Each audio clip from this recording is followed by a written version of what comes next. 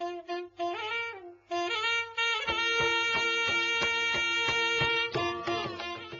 to the 68th edition of Pod Universal, India's first and leading pod magazine published by Prime Point Foundation. I am K. Srinivasan, editor of Pod Universal, welcoming you to this show. World's largest democracy, India, is in the process of electing the 15th Lok Sabha. The Election Commission has already initiated the process. India Vision online group and the partner organizations have started a Celebrate Democracy Vote India campaign to motivate the voters to participate in the democratic process and to vote and elect righteous candidates. We approached former Indian President Dr. APJ Abdul Kalam to give his message to the Indian voters. We are fortunate to record his exclusive message over telephone. Dr. Abdul Kalam also prescribed a 5-point mission to the members of parliament who will be elected to the 15th Lok Sabha. Please listen to Dr. Abdul Kalam now.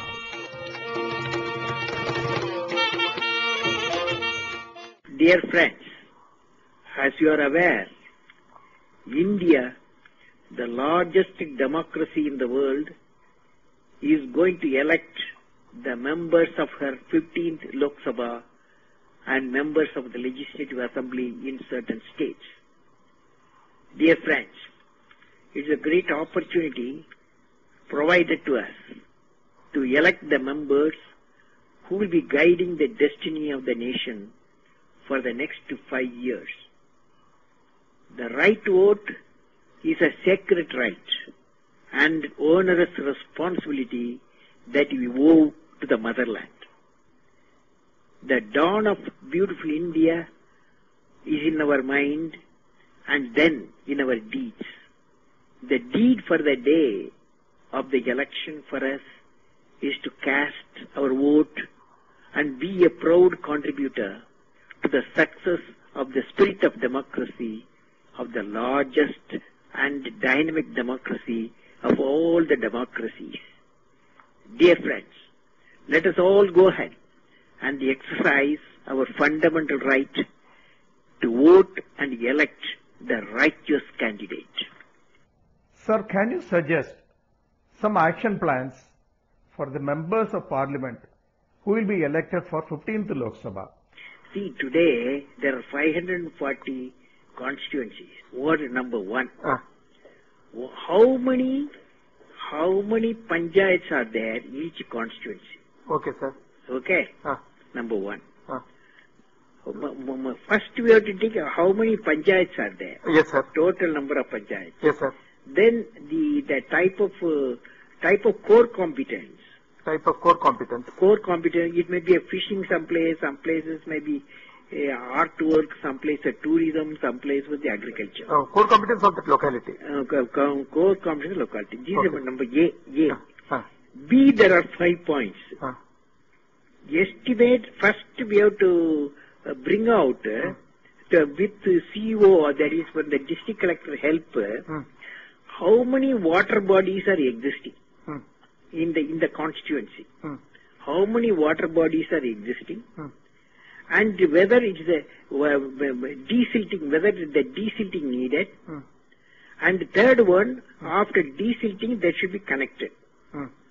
So this is statistics. That is when the member takes over, he knows so many water bodies are there, and they will be desilted, and it will be connected to each other, so that even monsoon 1 year is not, another year will come and fill it up. All the wells will be filled up. Okay, sir. This is number one. Number two, what is the literacy in the constituency? Women literacy, men literacy, and then the task for the member is facilitate to 85 to 95% were literacy. 80, if it is 70%, 60%, he must go to 85. In various states, average 60. Average 60. Average is 85 to 95% they should go. Particularly women literacy. This is the second one. Number one, water body. Number two, literacy.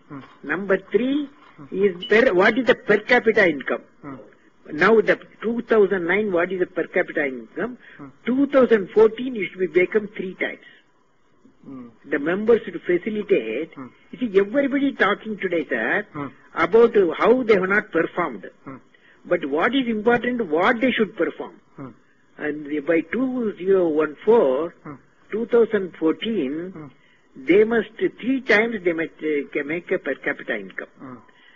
Then the 4th mission, then the health, infant mortality rate, இப்போ வந்து 50 to 100 lives per thousand, they must bring down to 10 per thousand. 10 per thousand. 10 per thousand. Maximum 10 per.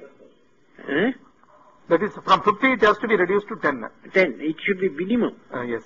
They should establish each constituency at least 5 puras they must establish. Pura means providing, providing so that employment potential will be generated. Okay, sir. Employment generation possible for all. In our media, they are saying how they have failed. In 2009, they are taking a review of the members who have failed.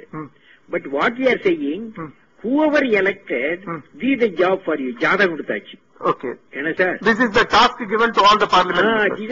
That means you have to make a movement yes, sir. To find out how many water bodies. Only the CEO of the district is district collector. Yes, sir. Only he can provide all this information. Yes, sir. And the information should flow. Yes, sir. You must facilitate. Yes, sir. That 540 is a big job. 540, 43 constituencies. Yes, sir. That this type of statistic is there. Yes, sir. The member, the day he take over, he knows what is his job. He or she knows. But it is you have to start a movement. Yes, sir. You can call it as a kalam. I have already talked this to the press also. We are all encouraged by your message, sir. Thank you, sir. Thank you, sir.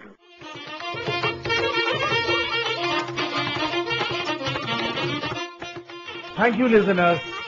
That was Dr. Abdul Kalam, former Indian President's message to the voters of India and also to the MPs who will be elected to the 15th Lok Sabha. Hope you enjoyed this part show. For more updates, log on to poduniversal.com. Please send in your comments and suggestions to editor@poduniversal.com. This is K. Srinivasan, editor of Pod Universal, signing off from the show. Till we meet next, take care and bye.